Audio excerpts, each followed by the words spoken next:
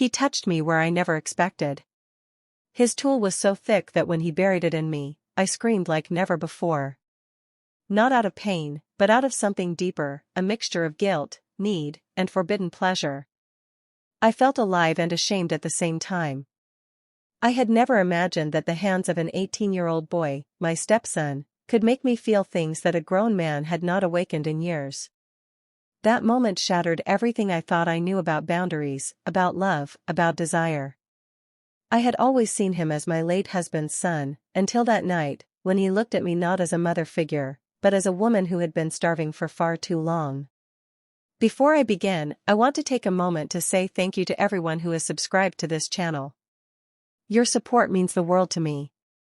And to all the new and returning viewers who have not subscribed yet, I see you, and I cannot wait for you to hit that subscribe button.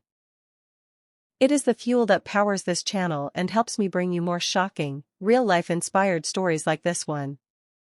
Also, please do not forget to leave your thoughts in the comment section below after watching. I am always eager to hear what you think. Now, back to my story. My name is Cheryl. I am 48 years old, and I live in a quiet neighborhood in South Carolina. I was married for 16 years to a man named Michael, strong, kind, and reliable. He had a son from a previous relationship, and though I did not raise him, I was part of his life. His name is Aiden. When Michael passed away suddenly from a heart attack, my world changed overnight. The silence in the house was unbearable.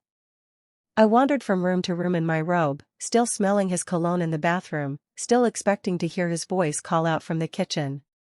Grief is not just sadness, it is emptiness that swallows your mind whole. About a month after the funeral, Aiden came to live with me. He was just turning 18, fresh out of high school, and unsure what his next steps would be. His mother was in rehab, again. He needed somewhere to stay, and I needed not to be alone. At first, everything was ordinary. He was quiet, respectful. He kept to himself, often staying in his room with his headphones on or playing video games. But as days turned into weeks, I began to notice changes in both of us. He started going shirtless around the house, especially during the hot days. And I began looking. I told myself it was innocent. I told myself it was curiosity. But I could not deny that I watched him longer than I should have. One Saturday afternoon, I came home early from the grocery store. I walked through the front door quietly, my sandals barely making a sound on the hardwood floor. I turned toward the hallway and stopped, dead in my tracks. Aiden's door was slightly ajar, and I could see inside. He was on his bed. Pants off. His hand was wrapped around himself, and my breath caught in my throat. I should have turned away. I should have walked back out the front door, slammed it loud enough for him to hear and give him a chance to pull himself together. But I did not. I stood there, frozen, heart pounding, watching in disbelief and fascination. He was big. Thick. And he handled himself with a mix of control and desperation that sent heat rushing through my entire body. I had not seen a man that way in over a year. My own body responded before my brain could even catch up. My legs felt weak, my lips dry. I could feel myself pulse in ways I thought I had forgotten. I backed away quietly and locked myself in my room. I should have cried. I should have felt ashamed. But instead, I lay on my bed and imagined him finishing. I imagined his hands on me instead. I touched myself with the memory of what I saw. The next few days, I avoided him. I cooked in silence. I stayed in my room longer. He noticed, but said nothing. And that made it worse. Because the more I tried to ignore it, the more I craved it. One evening, it all changed. I had come out of the shower in nothing but a towel, thinking he was out. But he was not. He was in the kitchen, shirtless, sweaty from his workout. Our eyes met. Neither of us spoke. Something passed between us. A look. A charge. I walked past him, slowly, brushing against his bare skin, whether by accident or intention, I could not say. That night, I could not sleep. I kept replaying that moment. That brush. That tension. I heard a soft knock on my door around midnight. My breath caught again. I opened it slowly, and he was standing there. That was the night it happened. And I will tell you how it began, how it changed me, and how I crossed the one line I thought I never would. That night still haunts me, not because I regret it, but because of how easily I let go of everything I once believed in. I had just opened the door. Aiden stood there. His eyes were different, not the innocent, boyish gaze I had known when he was a child. No. That night, his eyes were dark, focused, knowing. He did not say a word. Neither did I. We stood in that silence for what felt like forever. I stepped back. And he stepped in. The door closed behind him with a soft thud, and my breath hitched as if the sound sealed away the last of my common sense. The tension was suffocating. We were inches apart. He looked down at me. I could feel his chest rising and falling, his skin still damp from his workout. I could smell the faint traces of deodorant and musk. It sent a chill down my spine. My towel was wrapped loosely around me. My fingers clenched it, unsure if I should hold it tighter or let it fall. He raised his hand slowly, hesitating as if giving me time to say no. But I did not. When his fingers brushed against my shoulder, I shivered. He slid the towel down gently, exposing me, inch by inch. His hand did not tremble. Mine did. I had been untouched for nearly 2 years. No man had seen me naked since Michael died. And now here I was, baring myself to his son. Aiden leaned in. His lips touched my neck first, softly, then with more urgency. My knees went weak. I let the towel drop completely. He took his time. His hands explored me as if he was discovering something sacred. I was ashamed of how much I wanted him. How my body betrayed my conscience. How my moans filled the room like a woman possessed. Then I saw it, all of it. He was hard. So thick and intimidating I hesitated. But he did not rush. He looked at me, searching my face. And when I nodded, he stepped forward and lifted me onto the bed. I opened for him. And when he pushed inside me, I cried out. It was not just the stretch or the size, it was the flood of emotions. Grief, desire, guilt, pleasure, confusion, all crashing into me at once.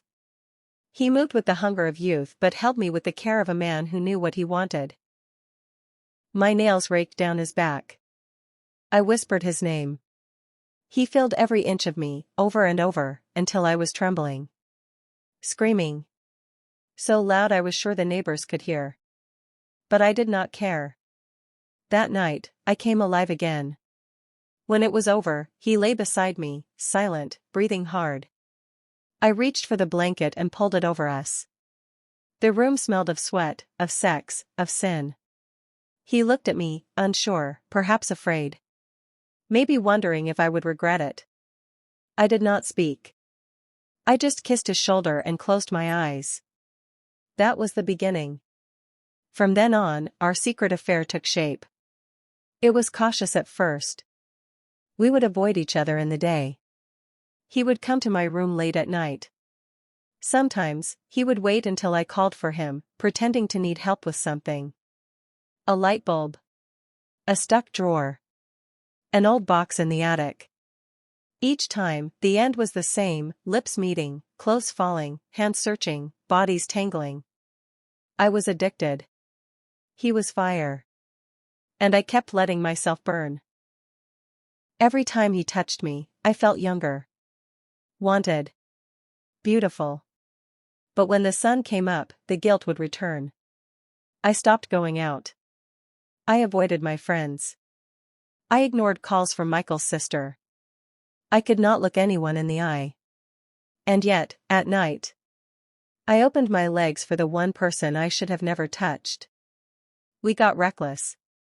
One morning, I walked into the kitchen wearing nothing but a robe. He grabbed my waist from behind and kissed my neck. I laughed, until I realized the blinds were open. We both froze.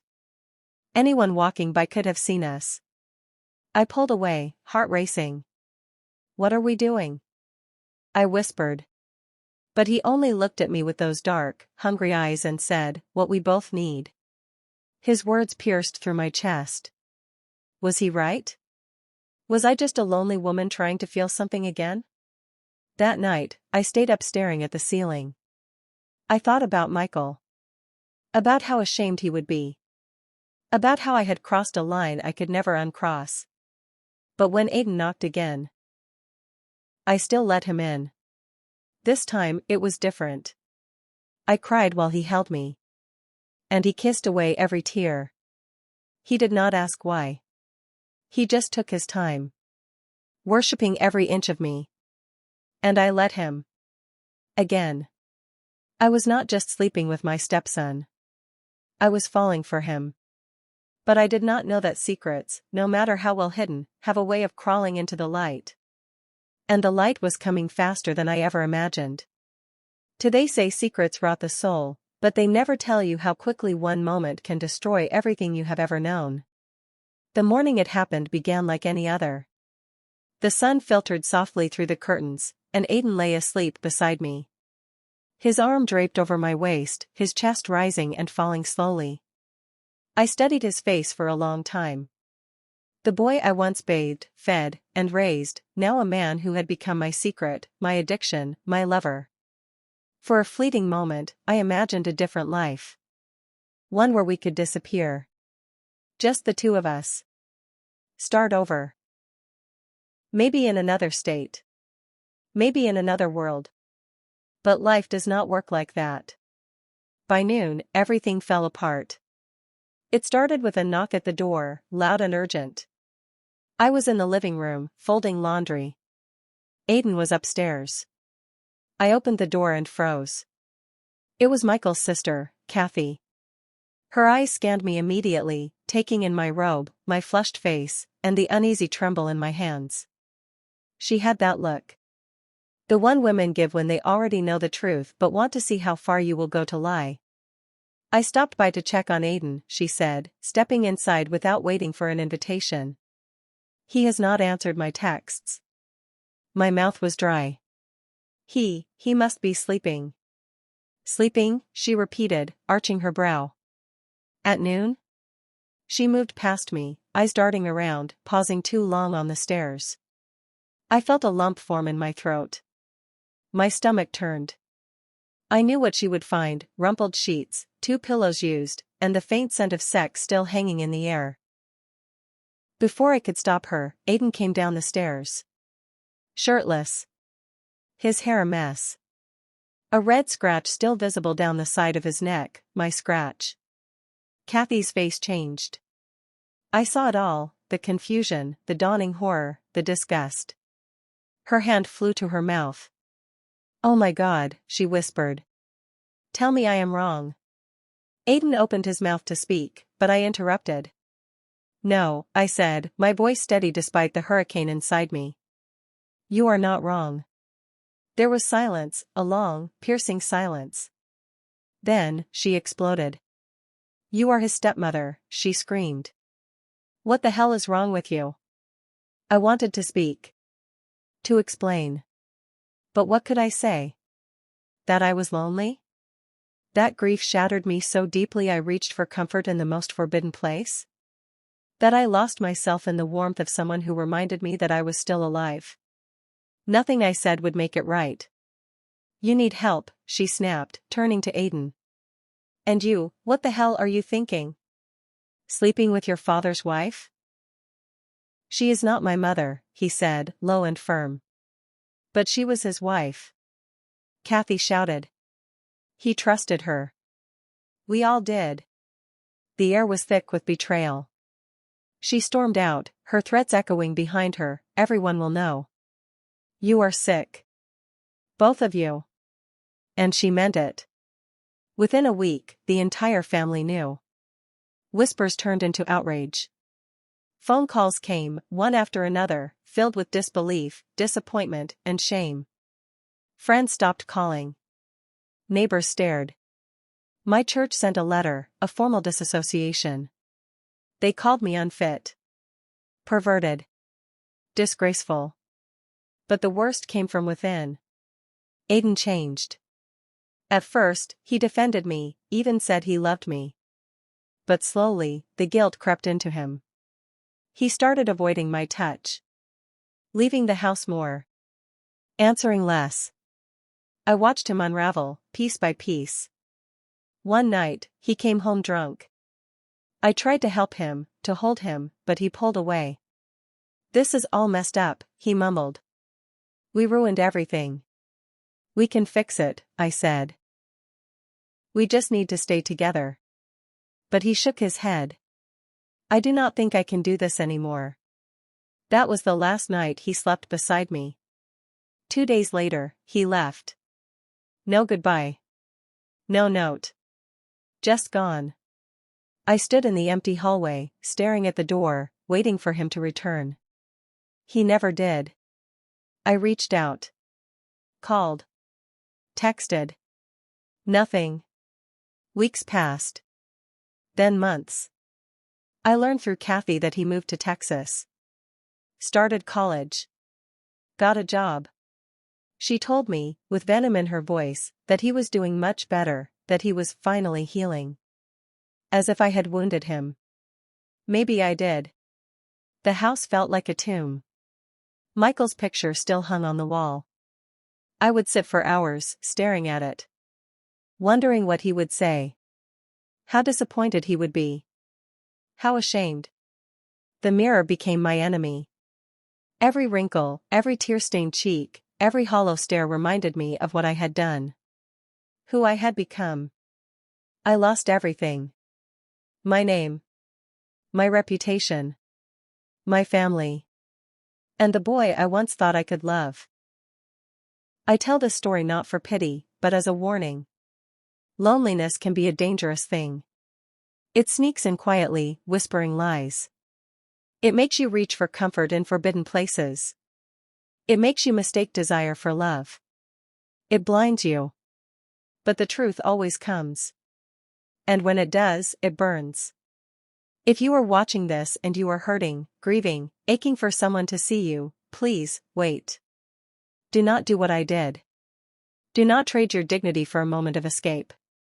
Because some mistakes, no matter how deeply you regret them, can never be undone. This is my story. This is my consequence. And now, this is my silence. Thanks for staying with me till the end. Please drop your thoughts in the comment before let's talk.